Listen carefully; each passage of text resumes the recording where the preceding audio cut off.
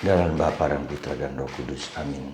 Allah Bapa di surga, kami ucap syukur pada hari Minggu ini kami tetap Kau beri rahmat kehidupan untuk kami isi dengan segala sesuatu untuk mencintai sesama, untuk mencintai orang lain sebagaimana dia ada, sebagaimana yang Tuhan kehendaki bagi kami bersama untuk hidup dalam komunitas persaudaraan.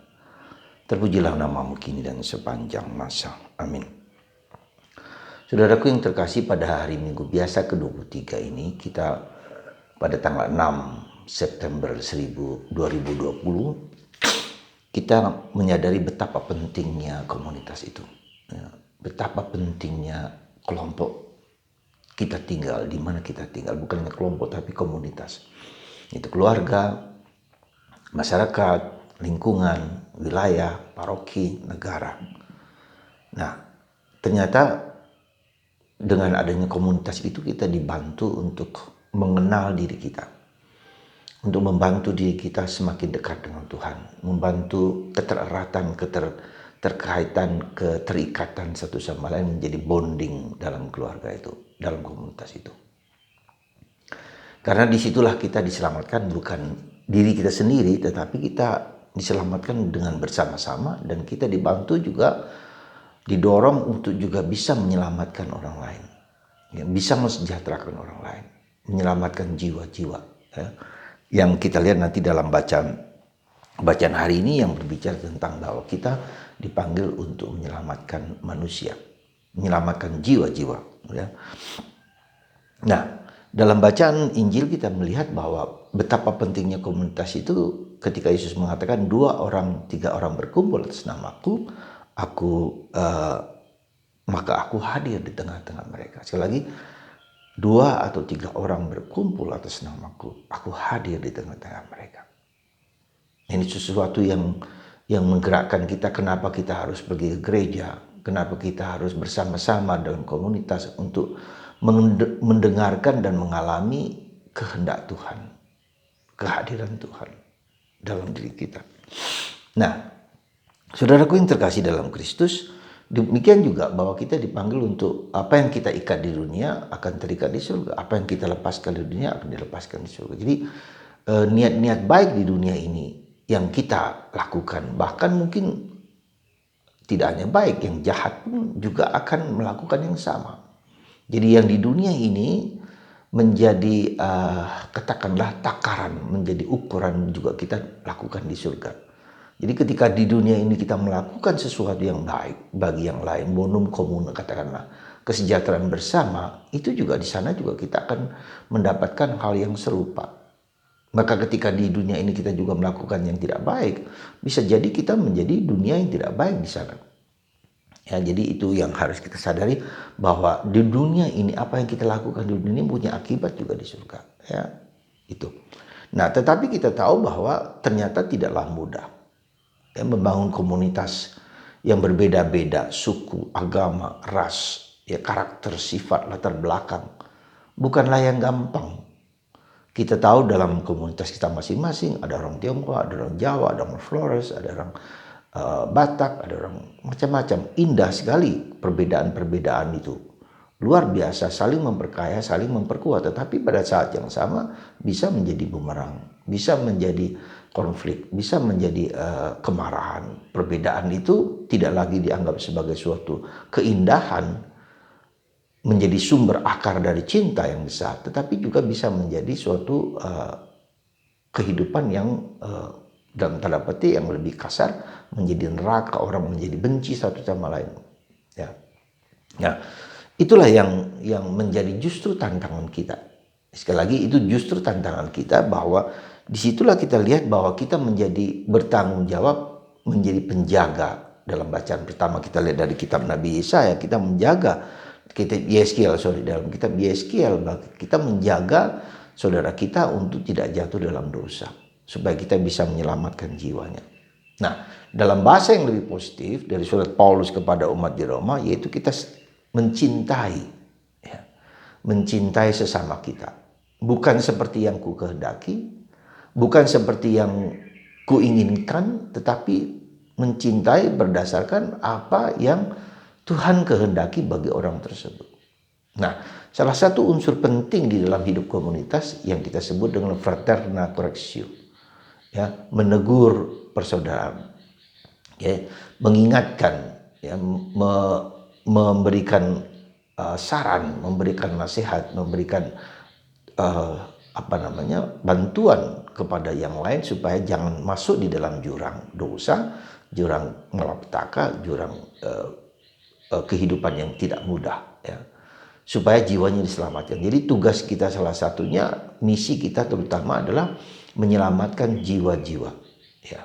Jadi ada dua sisi penting di sana, adalah kasih itu pertama-tama bukan hanya bahwa kita menerima orang lain apa adanya. Itu benar dan harus demikian.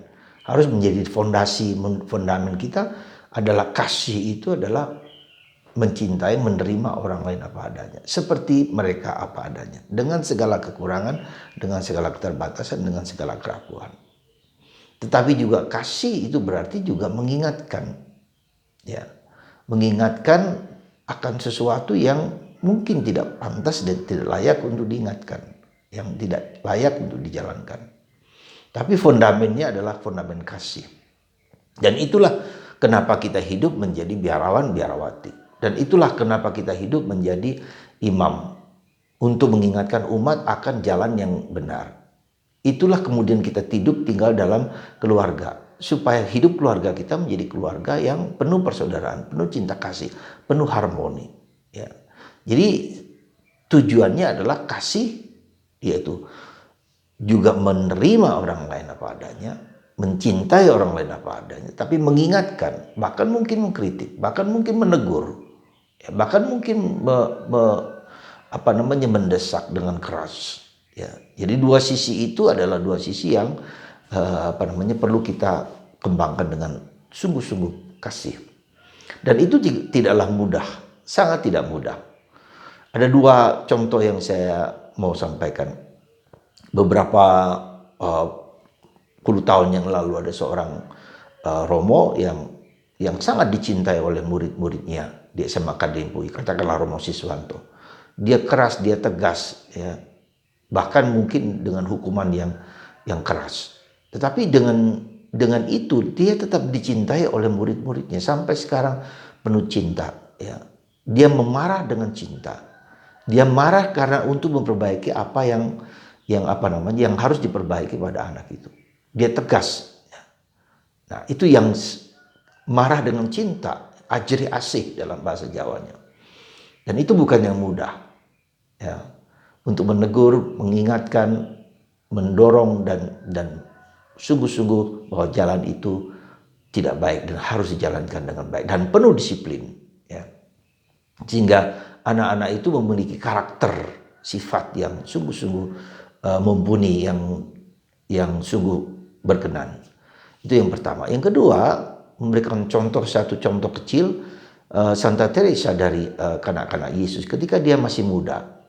Dia berdoa untuk seorang pendosa yang mau dihukum mati, yaitu Pranzini, ya, yang dihukum gantung dan tidak mau bertobat. Maka Santa Teresa berdoa terus-terusan, berdoa sungguh-sungguh supaya meskipun dia dihukum mati, tetapi dia bertobat, nyawanya diselamatkan. Nah, akhirnya kita tahu kemudian Pranzini mau mencium salib Yesus yang diberikan di atas gantungan itu, ya, dan dia bertobat, dalam tanda petik dia menerima kasih Yesus meskipun harus dihukum mati. Dia menyelamatkan jiwa-jiwa. Nah, saya kira unsur ini yang harus kita pegang. Kita bukan hanya ketika kita berhadapan dengan orang sulit, orang berdosa, orang yang sungguh-sungguh kita katakanlah bebal, kita katakanlah keras kepala, kita katakanlah sesat, kita katakanlah hilang. Justru di saat seperti itulah kita berjuang sungguh-sungguh, mohon supaya Tuhan sendiri mengintervensi, melakukan perbuatan-perbuatan yang pertobatan bagi orang tersebut. Jadi sekali lagi, ketika kita berhadapan dengan orang-orang yang sulit, yang tidak mau bertobat, tidak mau kembali kepada Tuhan, kita justru di saat itulah bukan cuek, bukan tidak peduli, tetapi justru di saat seperti itu kita berdoa syafaat, bahasa yang seringkali dipakai oleh saudara kita orang Kristen, doa syafaat, doa sungguh-sungguh dari waktu ke waktu, dari pagi, siang, sore, malam, untuk berdoa untuk pertobatan orang tersebut. Kita ingat Santa Monica 30 tahun mencucurkan air mata, mencucurkan keringat, berdoa untuk pertobatan suaminya dan anaknya Agustinus. 30 tahun, bukan gampang. Ya. Nah, disitulah sebetulnya ada satu aspek penting di dalam doa syafaat seperti itu. Doa yang sungguh-sungguh, seperti doa yang keluar dari kedalaman, adalah bukan hanya untuk orang tersebut, tetapi sebetulnya kita juga berdoa supaya kita sendiri yang juga harus bertobat. Jadi pertobatan itu bukan hanya untuk orang lain, tetapi untuk kita. Pertobatan kita artinya bahwa kita tidak memaksakan pikiran, pandangan, sikap kita kepada orang tersebut. Ya. Kita belajar menerima dia apa adanya dan mengizinkan Tuhan mengubah orang tersebut dengan caranya sendiri. Ya. Jadi di sini kita berarti pertobatan itu berarti bahwa pertobatan orang itu berarti bahwa mereka menerima Tuhan dengan cara Tuhan, dengan cara dia untuk taat kepada Tuhan.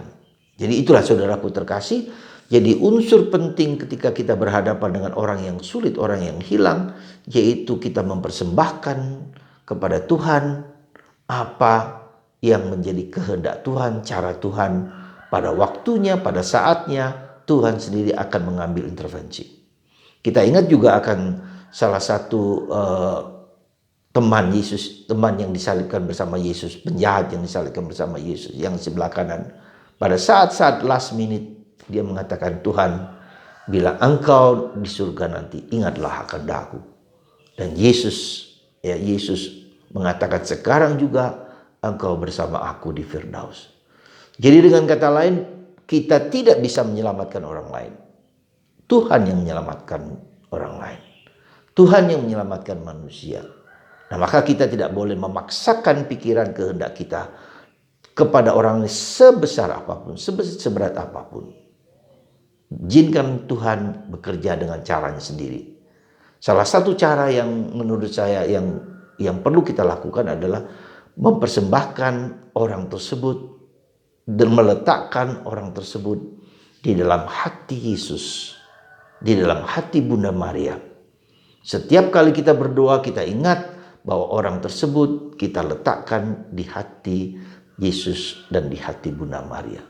Mengizinkan Bunda Maria ketika kita melihat gambar hati kudus Yesus, ketika kita melihat gambar hati Bunda Maria, kita letakkan mereka di hati Yesus dan hati Bunda Maria. Biarkan Tuhan bekerja sesuai yang Ia kehendaki.